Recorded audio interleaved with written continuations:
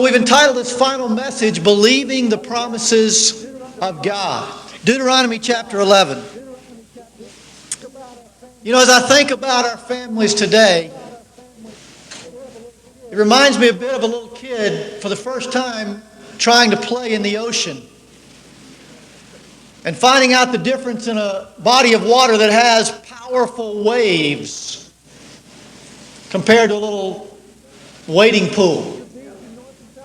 But I remember going to the beach in North and South Carolina with my mom and dad and have my dad tell me, I don't like pools. The ocean, that's it. That's the place.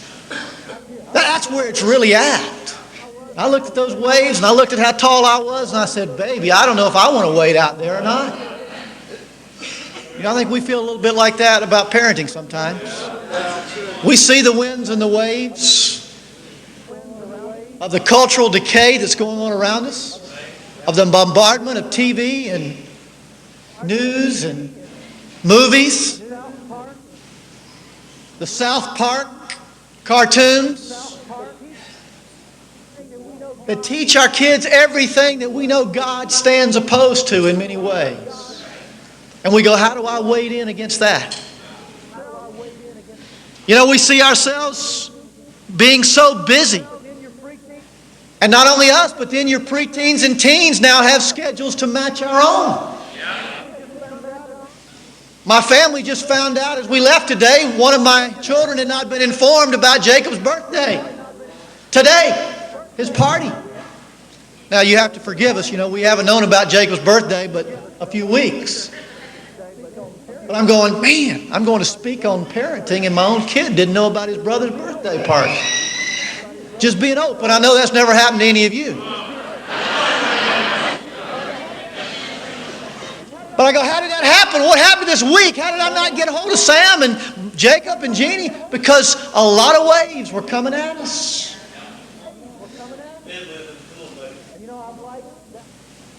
And you know, I'm like that little kid sometimes. But I do remember that I did not go to the beach. And I do remember my dad grabbing me with that big, strong arm. And as I looked out up at him and getting my brother, who was about 6'2", when I was that little kid, he was 10 years older than me. And he got me one on each side. My sisters joined in. I had 6 sisters. Now, I was a little older than some of them. But I remember the whole Shaw family and our big old Irish setter dog kind of wading into the surf. And there was Wyndham in the middle. And all of a sudden they go, now here comes the next one, get ready for it. And we kind of bounce up together and they teach me to anticipate and rise up. And you kind of, hey, these waves will actually lift you if you do it right. They don't have to knock you down, you can actually float up on them. But then I said, there's another one coming behind it. But you know what? If you get your feet back on the ground and you hold on, you can take that one too. And for long I was fired up, I was into it, I was jumping and turning and doing flips. And I said, get me a raft, let's ride them. I said, let's stay here, let's go, it's time to go eat. No, I want to stay and play in the surf. See, I want to leave here today, guys, not with you going, I got to be a parent. Oh no, here come the wind, here come the waves. How do you deal with the surf? I want you to be saying, come on, I can't even think of anticipating not being a parent. This is so much fun. This is so awesome. But see, guys, to do that, you've got to believe the promises of God. You see, my dad said I could. My dad showed me how to enjoy it. And my dad had done it long before me. And isn't that true of our Heavenly Father? Our dad has been a parent since creation. Our God has seen every wind and every way that this world can provide, and He's written an instruction book on how to rise up and float on them instead of getting drowned by them. The promises of God are the insurance, the credibility, the confidence that every one of us need to leave here holding firmly to and excited about taking in to the next set of waves that's going to hit your house. And just like that tornado, you know, guys, we read earlier that our children haven't seen the miracles that we've seen, but they've seen some miracles we haven't seen. Some of us had a hard time believing it was as bad as it was, I heard. Which is sad, because maybe that's because we're reluctant to believe it takes God that real at this day and time to really save and protect our children, and we couldn't have anything to do with it. Do you trust that, guys? Do you trust that just like God could take care of them in the tornado, He can take care of them in the tornado of life and the winds and waves that are coming at you, no matter what they are right now? See, some of us walked in here today emotionally heavy. We got hit with things with our kids that shocked us or surprised us this week. We had some waves that went flat over our head. You ever get knocked down by one of those waves? You know, it can fill your swimsuit up with sand, your mouth up with water, and your eyes up with salt all at one time. Soak in parenting. But are you floating on top of them? Are you riding and having fun and enjoying and making the beach a place your family wants to go? Are you living in fear, negativity, criticalness, almost wishing you weren't a parent or that you didn't have your particular kids because your faith is so low? You know, look over in Deuteronomy chapter 11. Beginning in verse 8. Deuteronomy 11 and verse 8. Observe therefore all the commands I'm giving you today, so that you may have the strength to go in and take over the land that you're crossing the Jordan to possess, so that you may live long in the land that the Lord swore to your forefathers to give them and their descendants, a land flowing with milk and honey. The land you're entering to take over is not like the land of Egypt from which you have come, where you planted your seed and irrigated it by foot as in a vegetable garden. But the land you are crossing the Jordan to take possession of is a land of mountains and valleys that drinks rain from heaven. It is a land the Lord your God cares for. The eyes of the Lord your God are continually on it from the beginning of the year to its end. Now you translate family everywhere you see land. Guys, the families in the Boston Church of Christ and the International Church of Christ here in New England are not like the families that they were when we lived in the world. They are not like the families that Lee left behind when we were baptized into Christ and received the Holy Spirit and made the Bible the standard for our life, our conduct, and our parenting. You know, the promises of God. There's a great little book that came out from DPI not long ago that I want to read a quote from. It's called The Promises of God. It starts out with a quote from Numbers 23 and verse 19. God is not a man that he should lie, nor a son of man that he should change his mind. Does he speak and then not act? Does he promise and not fulfill? Nothing is more at the heart of this book than this idea. God fulfills His promises. Every last one of them. The last man you voted for may not have done a very good job doing what he promised. But God is not like that man or like any man. He is trustworthy, reliable, and absolutely faithful to every promise He makes. And since He is God, He has the power to do what He's promised to do. A promise from God is as good as a fact. You can rely on it. You can build on it. You can act on it. You can stand on it. Since the promises of God can be absolutely relied on, our knowledge of them can have a powerful effect on how we view life and how we live it. They're not just abstract theological ideas floating up there somewhere in the clouds. They are intensely valuable truths that help us handle our challenges and gain new vision for our lives. Guys, what promises of God are valuable to you this afternoon? I want to talk about three of them. Three promises of God. First, the promise of trained children. You know, I love this description of the land that God was going to give the Israelites. A land flowing with milk and honey. A land that drinks the rain out of heaven like a cool glass of water. And the idea is it just gives you back this lush, plush overabundance of every good thing that you could want for you and your kids. God's promise to the Israelites was, trust me, obey me, and I'll make it better than you ever thought it could possibly be. Physically, emotionally, spiritually, relationally, I promise you, it'll be better than you ever thought it could be. Guys, that same promise is ours today. The promises of God are as absolute for the disciples of the Boston church and the New England churches in raising our kids to be more than we thought they could be. They're just as real, just as sure. God will be just as faithful to those promises about your family and my family as He was to the children of Israel. Do you believe it? Wherever you are, whatever you're dealing with, whatever challenge you've been frustrated about by any one or all of your children, by either one of the spouses involved in your family, yourself or the opposite, or the fact that you don't have another spouse, the promises of God can overcome anything you're lacking. The one challenge is, do you believe them? Do you believe them? You know, I think about my family right now, and I can get teary. I can feel welled up with gratitude, with thankfulness, with joy.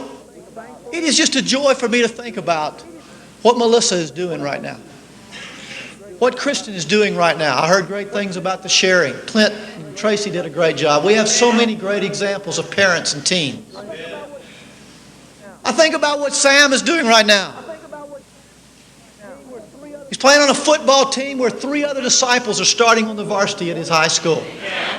One of those kids he baptized. And I think about Jacob.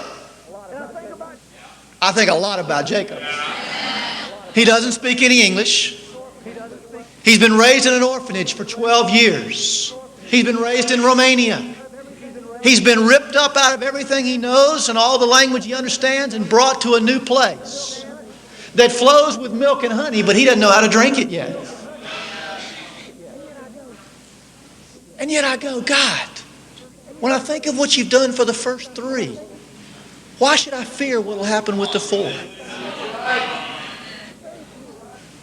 When I think of that parent hat shrinking and that friend hat growing with Melissa and Kristen and Sam, and I got to put that parent hat back on with Jacob. He definitely needs a lot more. I go, yeah, that's really the way it works. Gordon didn't tell you a lie this morning. When I think of what God can do with every family, what He's done with my family, what He'll do with your family, I go, do they believe it? Do they get it? Are they excited? Are they happy? Are they fired up? Do they realize that we are the faith center? We're the light. We're the salt of the earth about parenting and family that all of New England needs to hear from, look at, watch, and see the display of God's splendor in our kids. Some of you go, whoa, I don't want my kid to be put up on display right now. Somebody might see their blemishes. Well, see, I don't feel that way. Gordon shared with you, my kid's blemishes still come out. My son had to get discipled this morning about not telling us about an arrangement he had made today at the exact spot we had the birthday party set. You see, it's ongoing, but what I found was a great heart, a great response. I'm sorry, Dad. I realized what I did wasn't right, and it wasn't hard to fix it. And you see, guys, I feel like my family flows with milk and honey. There's tons of affection. There's tons of fun time. I can go and do anything with my kids and it becomes a joy no matter how mundane it might be, because I'm just spending time with some of my best friends in all the world. And they feel that way about each other. But the question is, you see, do you believe the promise of trained children? See, what was God really saying to the Israelites? If you will train yourself according to my principles, you will have the promised land of blessing. What's He saying to us as parents? If you will train your children according to the Bible, you will have the promised land of blessed family. I think there's 3 things crucial to this promise. First of all, you have to believe that your kids can be trained. Do you believe that what God said about your kids can be trained? You can impress it on them so that it will last a lifetime. You can teach them so that they will obey and honor God, you, and all other authorities around them in their life. You can raise kids that are the salt of the earth and the light of the world that other teenage parents are going to say, tell me how you did that. Do you believe it? God said so. The same God that saved your kids at pre-camp said, I can teach you how to raise them to be the light of the world. God says so. Others have done it. I believe the reason God puts elders in the church is to say there are those who've managed their household according to my instruction, and it works. I can prove it to you. Look at the Fredericks. Look at the Lars. Look at the Joneses. Look at the families that you see around. Look at the McKeans. Look at the families and say, it can be done in my world, in my city, in my church, because there are flesh and blood examples around you that have done it. They can be trained. You can make kids. I've never found too many people that feel like, well, we don't know how to make them. You have to get more licenses to go hunting and fishing than you do to have a kid. But you see, God's promise is you can train them. I will give you everything you need for life and godliness, including what you need for your kids to become godly. But you reap what you sow in this promise of training our kids. Look over in Galatians chapter 6. You see, guys, ultimately, how much you believe a promise is shown by how long you continue to carry out the principles that it's based on until you see the result. And I think a lot of us here are at a place where we kind of believe it intellectually. We've tried it now for a while with our children, and we would like the result to have already happened. And it hasn't. Your kids aren't complete. They're not flowing with milk and honey. There's still some vinegar in there. There's still some acid in their batteries. And you go, hey, I thought when I got baptized, God would just wash all that out of them. That's not how it works. Galatians chapter 6, beginning in verse 7, do not be deceived. God cannot be mocked. A man reaps what he sows. The one who sows to please his sinful nature, from that nature will reap destruction. The one who sows to please the Spirit, from that Spirit will reap eternal life. But look at the last point. Let us not become weary in doing good, for at the proper time we will reap a harvest if we do not what? Give up. How much faith do you have in the promises of God to train your children? It shows in how long you keep on doing what we've been talking about doing. How many times do you do it over and over again? How many times do you do it until you begin to reap what you have sown over time? Guys, every one of us see things in our kids right now that we wish were not there. Have I got some people that see some things in your kids you wish was not there? Have you got some things in your kid that you wish were there that's not there yet? What's the promise of God? That if you will persevere, if you will endure, if you will keep on putting into practice what you heard from Gordon, from the preteen, from the teen leaders, from Wyndham, from the Word of God, you will reap the harvest of righteousness. You will reap mature children flowing with milk and honey that are everything good that you imagine and more. Those friends for life that Gordon and I have talked about, you will have that. It will be your possession in the form and face and body of your child, not somebody else's. See, I think a lot of us are short on the not giving up. What do you see in your kid that needs to change? Is he disrespectful? Is he not spiritual by nature? She? Is he selfish? Is she aloof? Does she not really reach out to other people? Is she not warm? Not affectionate? Doesn't like to pray? Doesn't like to read the Bible? Doesn't like to go to church? What is it that you see? Well, see, at that point when you see it, your faith is tested. Now the question is, do you say, okay, I see the problem. Now it's my turn to do what? Face that fact and say, okay, we're going to go after it. We're going to plant the opposite of the negative that's in there. And we're going to say, okay, I'm going to change the one. I'm going to fill it up with the other. And God has promised that it will happen if I do not what?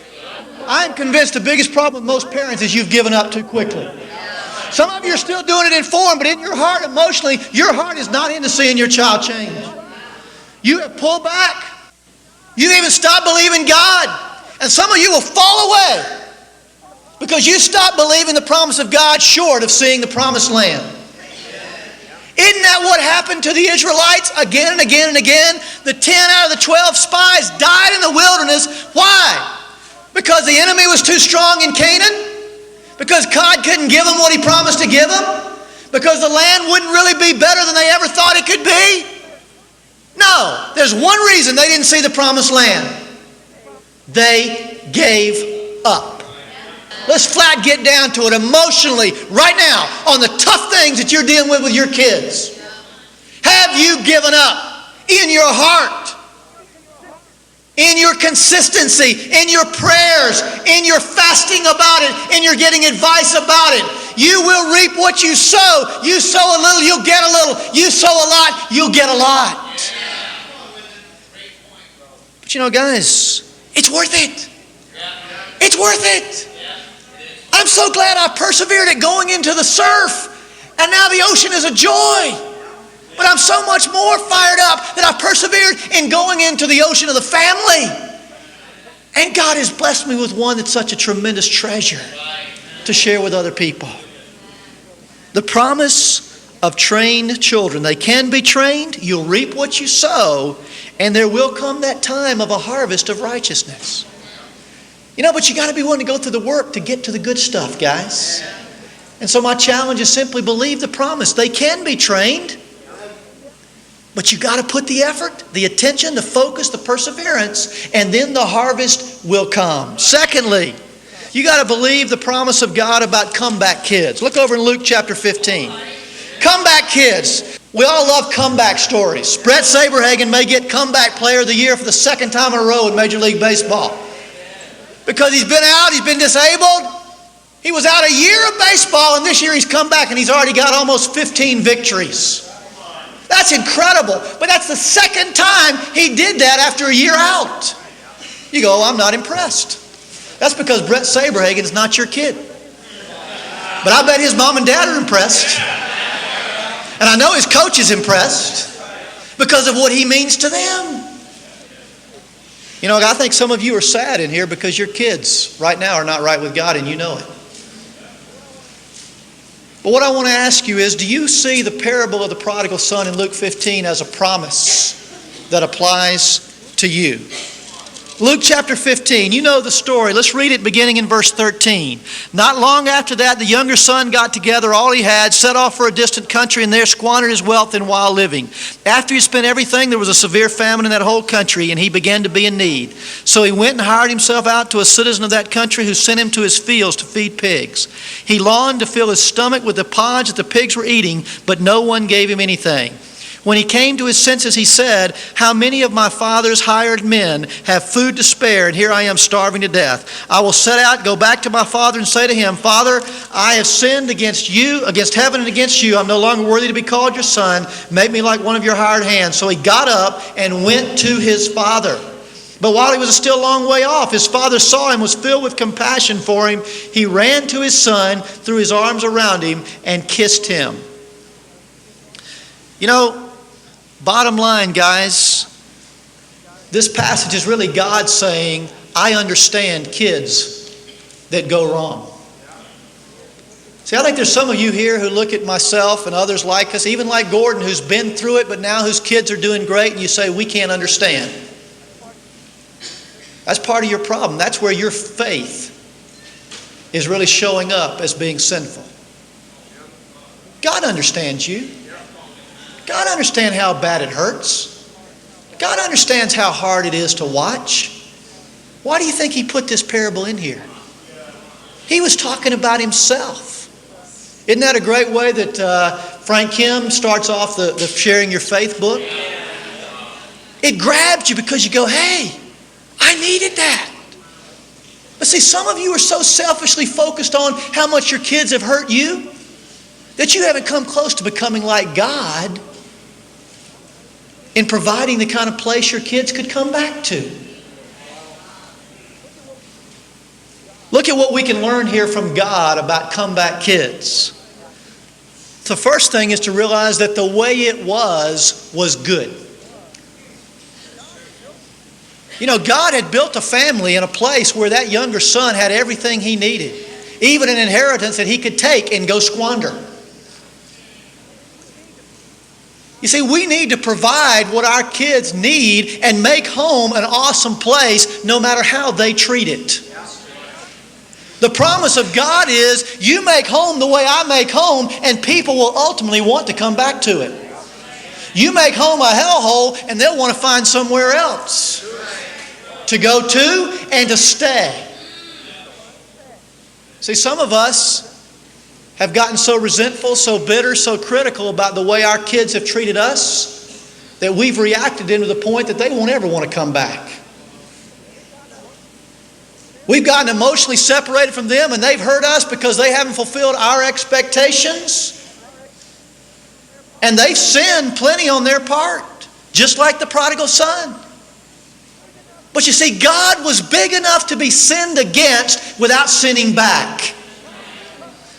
The promise of comeback kids depends on your maturity, I believe. More than where your kids are, it's where you have been, where you are, and where you will stay. The father stayed home. The father stayed forgiving. The father stayed compassionate. You see, the way it was good when he left. And the way it is was good when he came back. And that is our responsibility as the parents. The kids are going to have to do their own thing sometime. And we realize we contribute to it in where we were or weren't when they were growing up at little or younger ages. But what they've got to come back to is still your responsibility and your opportunity. You know, the way the world is never changes either. There's not a kid anywhere in this church that's going to leave what they've got in the Boston church and in the kingdom and go out in the world and not find a pig pen just like this guy did. I love Tom Jones' statement. However much the ark may have smelled on the inside, it was a whole lot better than what was going on the outside.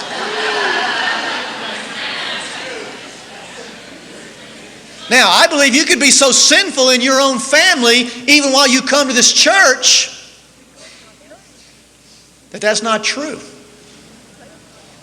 If you're not faithful to God yourself.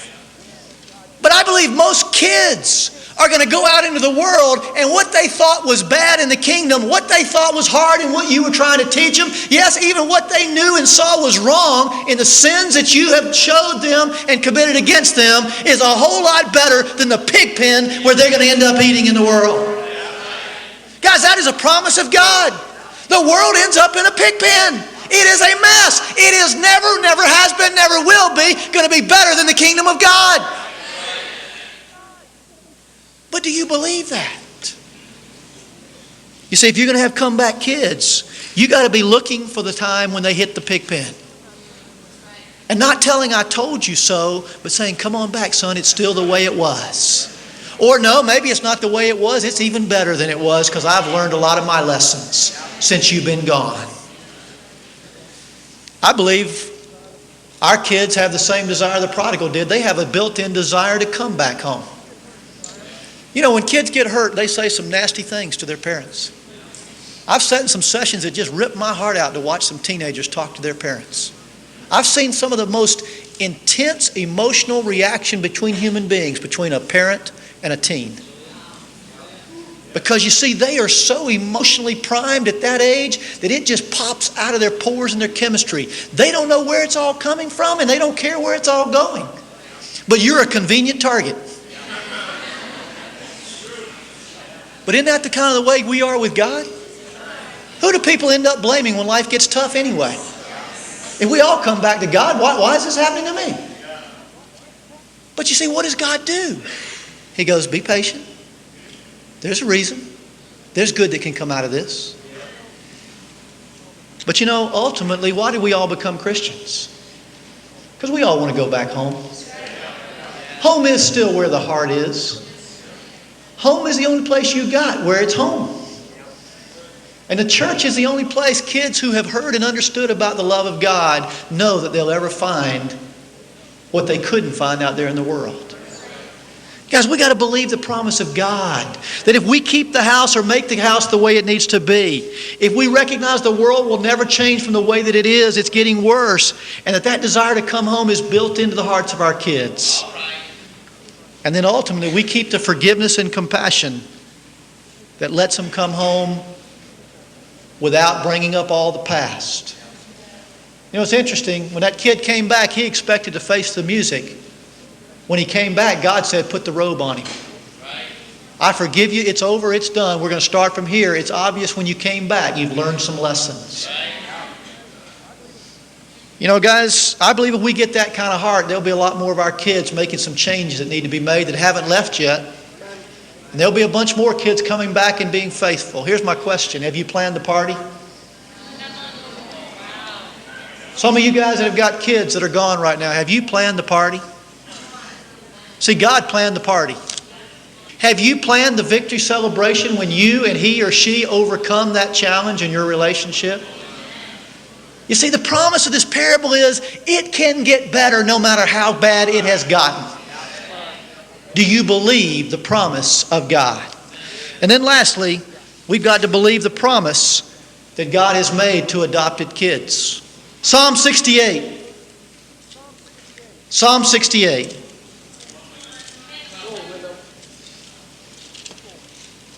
Beginning in verse 4.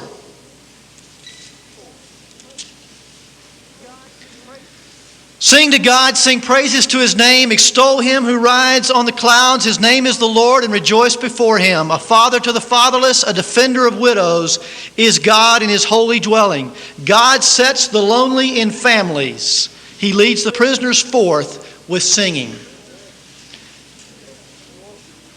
There's a fence at the orphanage in Romania that always stands out in my mind.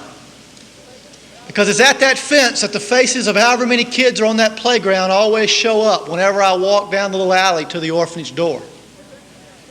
And as you walk towards that fence, they get there and 50, 60 little 3 to 7 or 8 or 10-year-olds crowd in going, Wyndham, Wyndham, Jeannie, Jeannie, Jacob, Jacob. And as you walk in, they literally just swing from every limb and loose piece they can find to hold on to. You see, because 100 of them live there with 3 adults that stay at the building at night. They eat as a group, they sleep as a group, they go to school as a group, they play as a group, and they hardly ever get any individual attention. They're lonely.